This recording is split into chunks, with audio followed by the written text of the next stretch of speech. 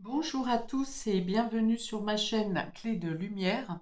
Je vous présente dans cette vidéo la guidance mensuelle pour les Gémeaux et ascendant Gémeaux pour le mois de mai. Je vais donc souhaiter un bon anniversaire aux Gémeaux de mai. On va regarder quelles sont les énergies qui viennent à vous pour cette période. Ne prenez que ce qui résonne avec votre situation, ça reste un tirage général. Certaines choses peuvent donc ne pas vous parler, laissez de côté. Et si vous souhaitez une guidance personnalisée avec moi, vous avez mes coordonnées dans le descriptif sous cette vidéo. Alors, amis Gémeaux, on va commencer par deux cartes du Tao pour avoir la couleur de votre mois. Ça a été rapide. La beauté de ce qui est petit.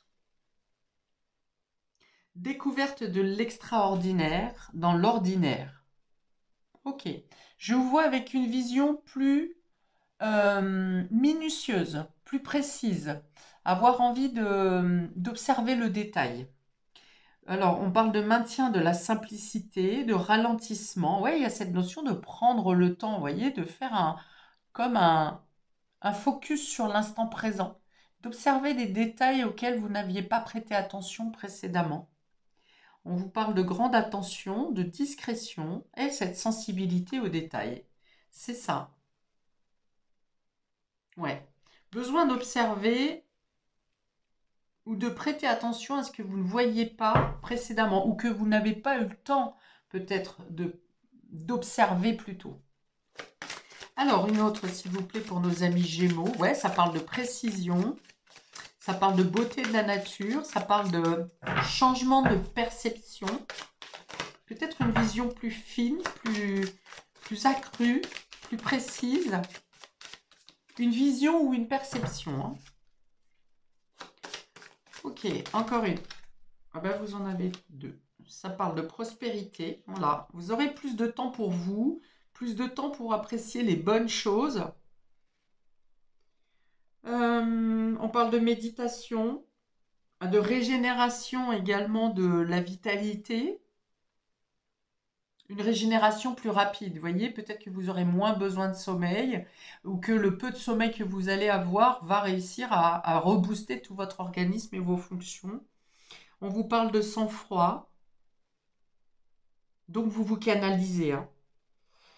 De détachement, d'acceptation de soi, d'équanimité. Ouais, je pense que si vous étiez habitué à être dans la course, à courir tout le temps, à être obligé de survoler certaines situations ou certains états, parce que justement vous étiez obligé d'être partout au four et au moulin, enfin d'être toujours occupé, là il y a vraiment un ralentissement des cas de fer. Hein.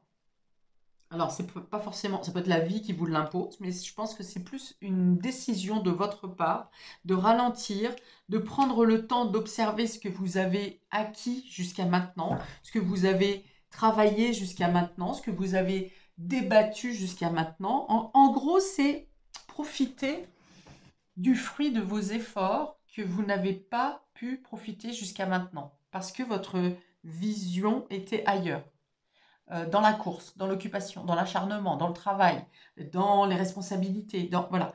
Et là, il y a vraiment l'idée de faire focus sur soi, sur ce que vous avez gagné, sur ce que vous avez réussi.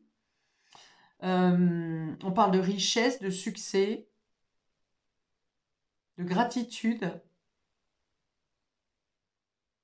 et de biens matériels. Ok. Même si je pense que ça ne sera pas forcément une priorité, je sens de l'humilité sur votre tirage.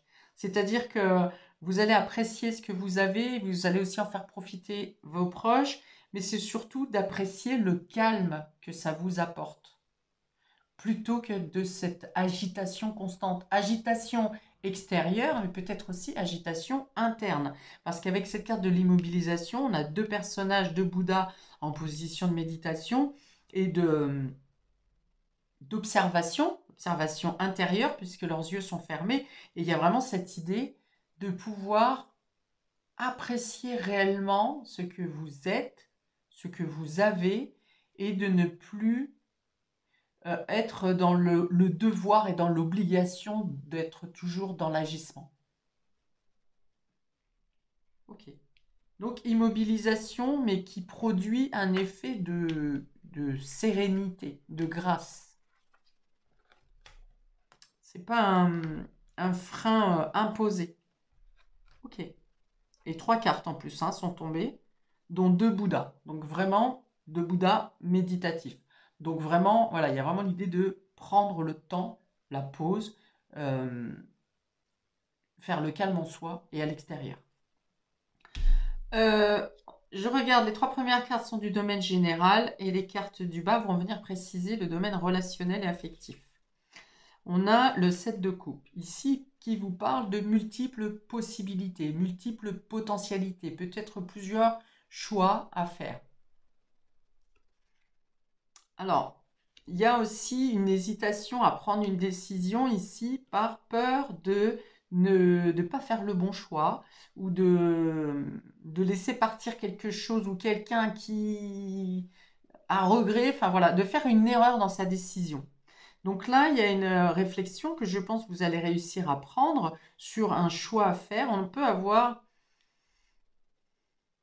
Non, je ne vais pas en parler maintenant, on verra si ça revient tout à l'heure. Vous arriverez à prendre les bonnes décisions, peut-être même à liquider de votre vie le fruit de certaines décisions précédentes qui finalement ne vous apporte pas le bien-être dont vous avez besoin.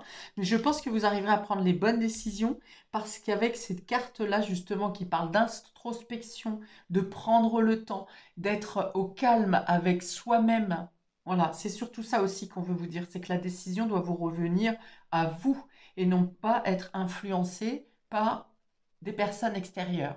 On peut prendre des conseils des personnes proches ou extérieures, mais les décisions doivent doivent être prises par soi-même.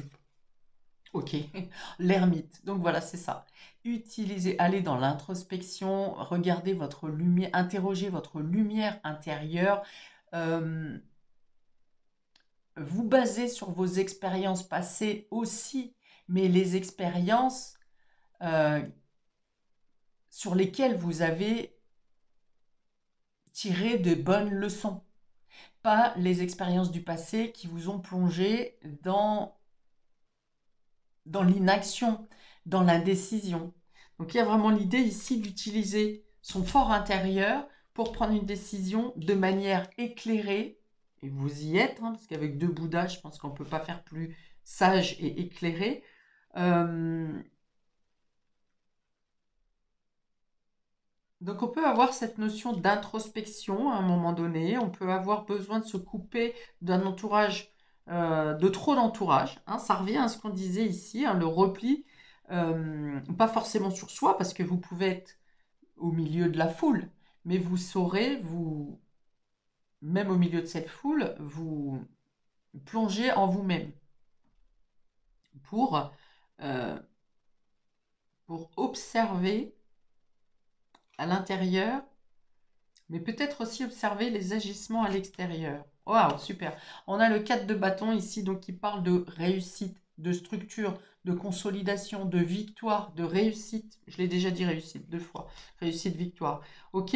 Donc ça veut dire que ce mois-ci, vous arrivez à tirer les bonnes conclusions, les bonnes leçons de vos expériences pour ne plus être dans l'hésitation, pour savoir faire les bons choix entre ce qui est juste et aligné avec vous, et pour aller en plus vers une construction. Ça peut être une amélioration au niveau d'une famille, au niveau d'un foyer, au niveau d'un clan.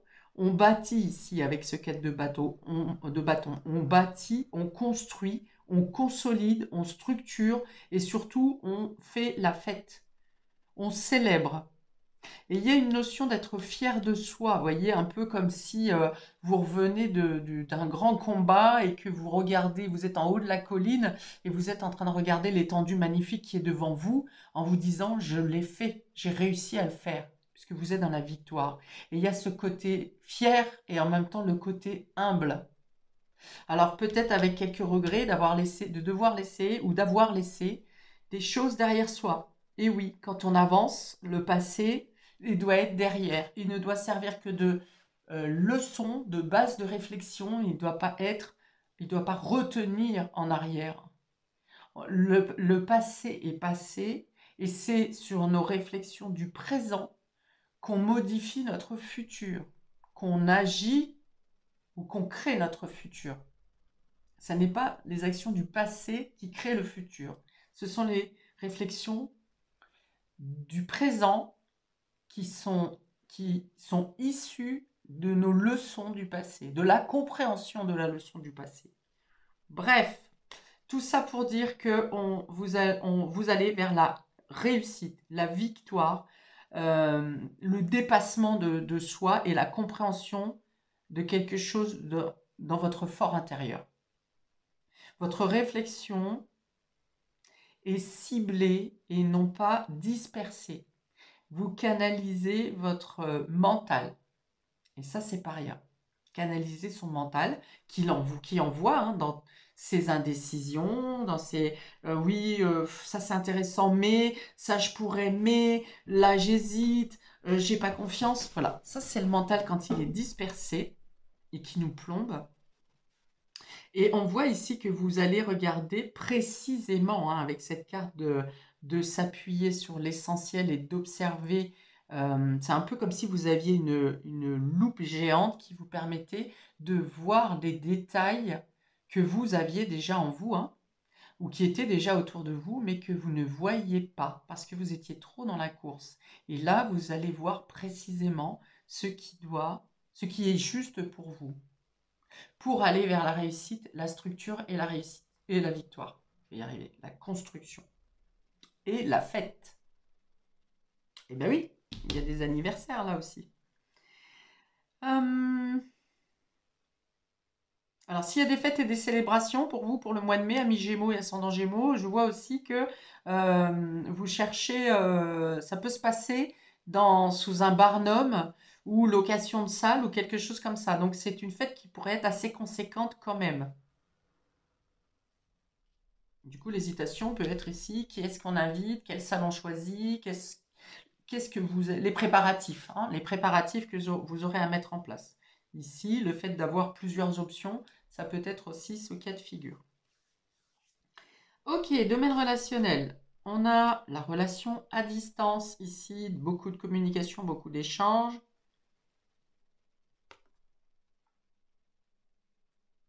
On peut parler d'un éloignement géographique également avec la personne aimée ou les personnes aimées. Hein. Ça peut être amoureux, familial, amical. Donc on parle de distance. Ah, on parle de la falaise ici. Donc il y a quelque chose qui est un peu ébranlé au niveau émotionnel. Une sensation de vide. Ou des fondements qui sont remis en question. Ok, pour certains, ça peut être une vie qui bascule. Mais pour autant, je ne pense pas que ça soit la bascule puisque vous êtes ici sur une stabilisation. Et ici, on est sur le repli sur soi et la réflexion méditative qui apporte du bien. Donc, je pense surtout que plutôt que vous sortez d'une période où votre vie a basculé et que vous êtes sur cette... peut-être avec un sentiment de vide, possiblement pour certains d'entre vous, mais c'est surtout le fait de remettre en question vos fondements dans le domaine relationnel. On a la distance. Est-ce que la distance vous permet justement d'aller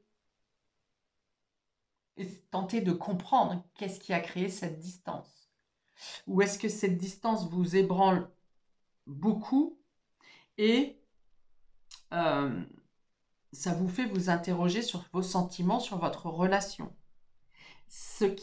Je pense que c'est plutôt l'effondrement a déjà eu lieu. Hein. Parce que ici, la roche qui constitue cette falaise ici me fait penser à un éboulement de cette colline, qui est juste en dessous d'ailleurs. Et là, vous avez monté les marches. Vous avez monté les marches et vous êtes tout en haut de la colline. Et ça s'éclaire en vous. Hein. C'est plutôt, je pense que les réponses viennent à vous sur ce mois de mai, sur le pourquoi votre vie a basculé à un moment donné et a créé la distance. Ok, et on a la carte de la stratégie ici. Ouais, alors peut-être que vous comprenez que vous avez joué de stratégie et c'est ça qui a causé l'effondrement. Alors, vous avez joué de la stratégie ou votre moitié a joué de la stratégie. Ça peut être aussi dans le domaine amical et familial, je le répète.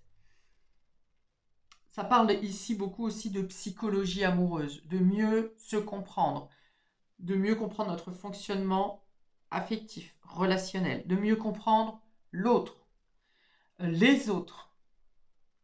C'est vraiment plus que le fuis-moi, je te suis. Ouais, on peut avoir de ça aussi. Quand vous êtes avec la personne, vous ne la voyez pas. Et quand vous êtes éloigné, vous ne pensez qu'à cette personne. Ça peut être aussi la stratégie du tant que je te cours après, tant qu'on vous court après, vous faites comme si ça ne vous intéresse pas. Et quand on arrête de vous courir après, c'est vous qui faites le pas en arrière pour aller rechercher la personne. Mais on peut être tout simplement dans la psychologie amoureuse, le fait de comprendre son propre fonctionnement et le fonctionnement de l'autre. Ok, set de couple à distance, la relation à distance, vous avez peut-être plusieurs communications avec des personnes. Alors, si on est dans le matériel, on est encore dans le fait d'avoir plusieurs communications, plusieurs échanges pour l'organisation de la fête ou de la construction que vous avez à mettre en place. Si on est dans le domaine relationnel, c'est que, eh bien, soit vous avez plusieurs personnes en contact,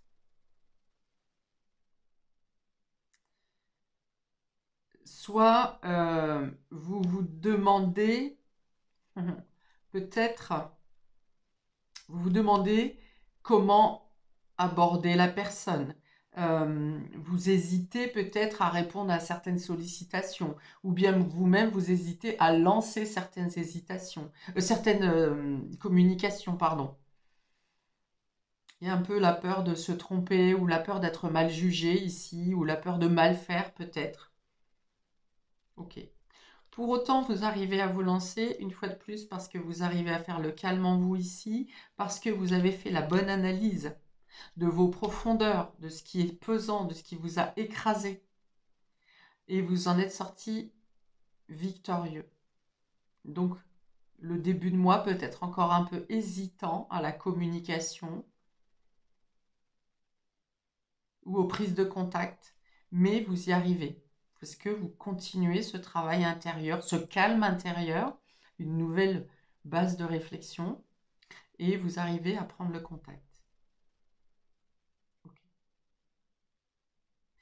Pour certains, il y a peut-être aussi l'aide d'un thérapeute ou de quelqu'un dans votre entourage qui est dynamique, quelqu'un qui est optimiste et qui arrive à vous faire comprendre, qui vient agrémenter votre réflexion intérieure. Parce que peut-être que vous arrivez bien à traiter vos réflexions intérieures, mais qu'il reste peut-être qu'il y a certaines choses, qu'il y a certaines bribes que vous n'arrivez quand même pas à, à analyser ou à mettre en application. Et là, il peut y avoir effectivement quelqu'un de très dynamique autour de vous, dans vos proches, qui finalise ou qui vient appuyer votre analyse à vous ou qui vient vous donner le déclic nécessaire qui vous manquait pour passer à l'action ici, à la communication.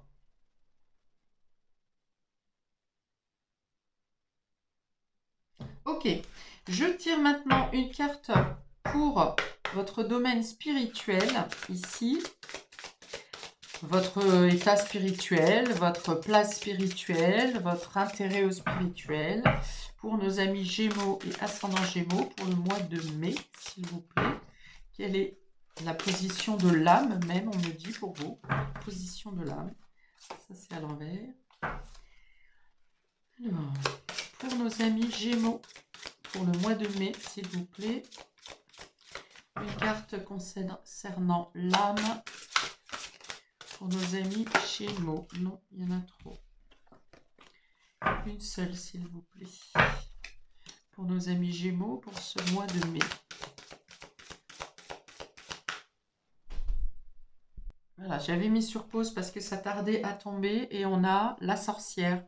La carte de la sorcière va venir parler de vos mémoires, la mémoire de vos capacités Peut-être que par un moment, vous aviez eu l'impression d'avoir le mauvais œil ou d'être persécuté, d'avoir tout le temps du mal à mettre en place, soit à prendre des décisions, soit à vous libérer de carcans qui étaient compliqués.